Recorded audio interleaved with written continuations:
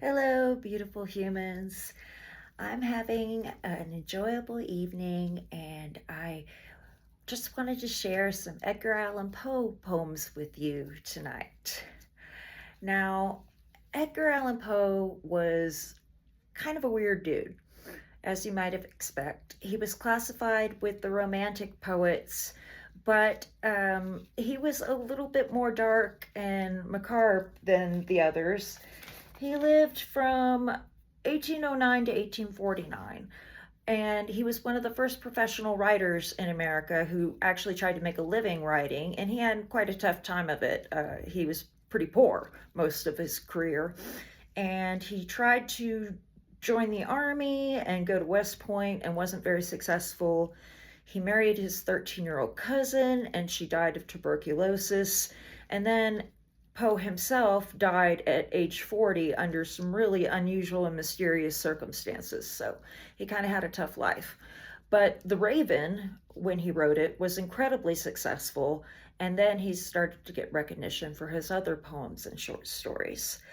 But I'm going to read a couple of his poems tonight that are pretty famous, and I enjoy them very much. I just wanted to say hi to our fans in Mexico and Brazil. Thank you for watching. I really appreciate it, and I'll keep bringing you more poetry. Like, subscribe, tell your friends. So, without further ado, here is Edgar Allan Poe.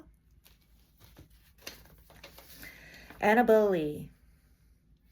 Some speculate this was written for his wife who died. It was many and many a year ago, in a kingdom by the sea, that a maiden there lived whom you may know by the name of Annabel Lee. And this maiden she lived with no other thought than to love and be loved by me. I was a child and she was a child in this kingdom by the sea, but we loved with a love that was more than love, I and my Annabel Lee, with a love that the winged seraphs of heaven coveted her and me. And this was the reason that long ago in this kingdom by the sea, a wind blew out of a cloud, chilling my beautiful Annabel Lee.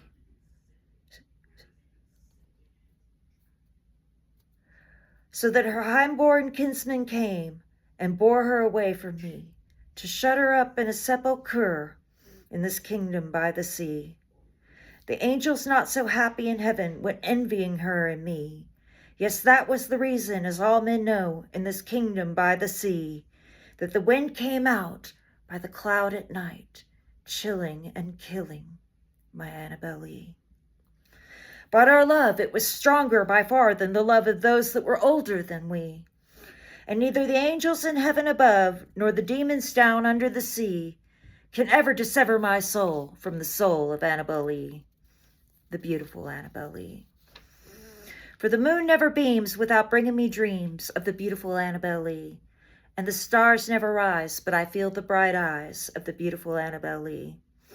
And so, all the night tide, I lie by the side of my darling, my life and my bride, and her sepulchre there by the sea, and her tomb by the sounding sea. Now, don't get mad at me if I can't do a raven voice. The Raven. Once upon a midnight dreary, while I pondered, weak and weary, over many a quaint and curious volumes of forgotten lore. While I nodded, nearly napping, suddenly there came a tapping, as of someone gently rapping at my chamber door.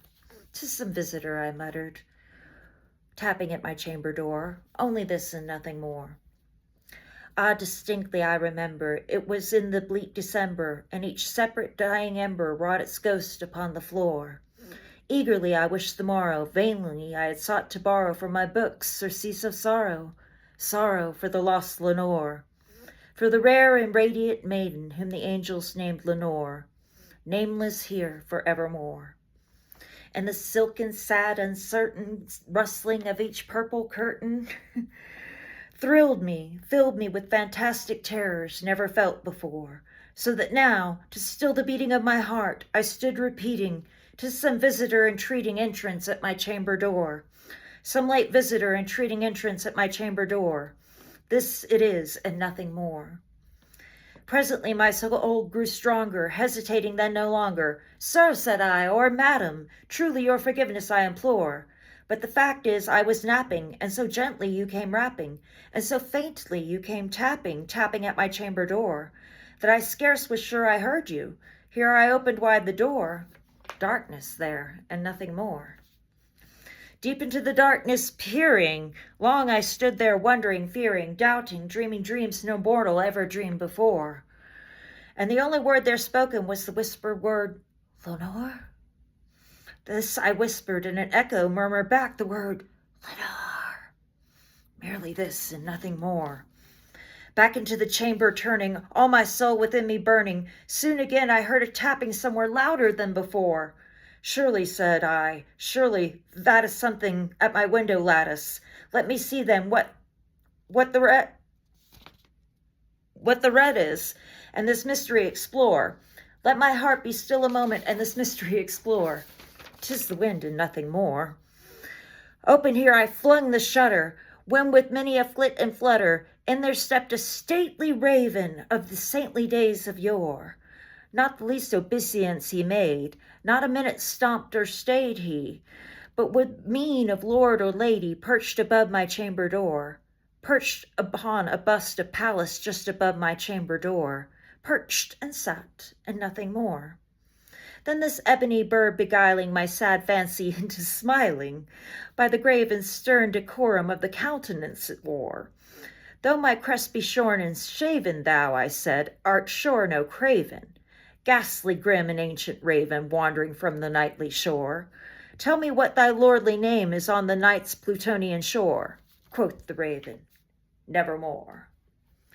Much I marveled this ungainly fowl to hear discourse so plainly, though its answer little meaning, little relevancy bore. For we cannot help agreeing that no living human being ever yet was blessed with seeing bird above his chamber door, bird or beast upon the sculpture bust above his chamber door, with such name as Nevermore. But the raven, sitting lonely on the placid bust, spoke only that one word, as if his soul in that one word did outpour. Nothing further than he uttered, not a feather than he fluttered, till I scarcely more than muttered, Other friends have flown before. On the morrow he will leave me, as my hopes have flown before. Then the bird said, Nevermore. Startled at the stillness broken by a reply so aptly spoken, doubtless, said I, what it utters is its only stock and store, caught from some unhappy master, whom unmerciful disaster followed fast and followed faster, till his songs one burden bore, till the dirges of his hope that melancholy burden bore of nevermore. But the raven still beguiling all my fancy into smiling, straight I wheeled a cushioned seat in front of the bird, and bust and door. Then upon the velvet sinking, I betook myself to linking fancy unto fancy, thinking that this ominous bird of yore, with his grim, ungainly, ghastly, gaunted, ominous bird of yore, meant in croaking nevermore. Then I sat engaged in guessing, but no syllable expressing to the fowl whose fiery eyes now burned into my bosom's core. This and more I sat divining, with my head at ease reclining on the cushion's velvet lining that the lamplight gloated o'er, but whose velvet violet lining with the lamplight gloated o'er, she shall press, nevermore. Then methought the air grew denser, perfume from an unseen censer swung by seraphim, whose footfalls tinkled on the tufted floor. Wretch, I cried, thy God hath lent thee, by these angels he has sent thee, respite, and repent from thy memories of Lenore. Quaff, O quaff this kind repent, and forget this lost Lenore. Quoth the raven, Nevermore. Prophet, said I, thing of evil, prophet still if bird or devil, whether tempter sent or whether tempest tossed these here ashore, desolate yet all undaunted, on this desert land enchanted, on this home by horror haunted, tell me sure, truly I implore, is there balm in Gilead, tell me I implore. Quoth the raven, Nevermore. Prophet, said I, thing of evil, prophet still if bird or devil, by that heaven that bends above us, by that God we both adore, tell this soul with sorrow laden, within the distant Aidenn, it shall clasp a sainted maiden whom the angels name Lenore, clasp a rare and radiant maiden whom the angels name Lenore. Quoth the raven, nevermore. Be that word our sign of parting, bird or fiend, I shrieked upstarting. Get thee back into the tempest and the night's plutonium shore. Leave no black plume as a token of that lie thy soul has spoken. Leave my loneliness unbroken. Quit the bust above my door. Take thy beak out of my heart. Take thy form off my door.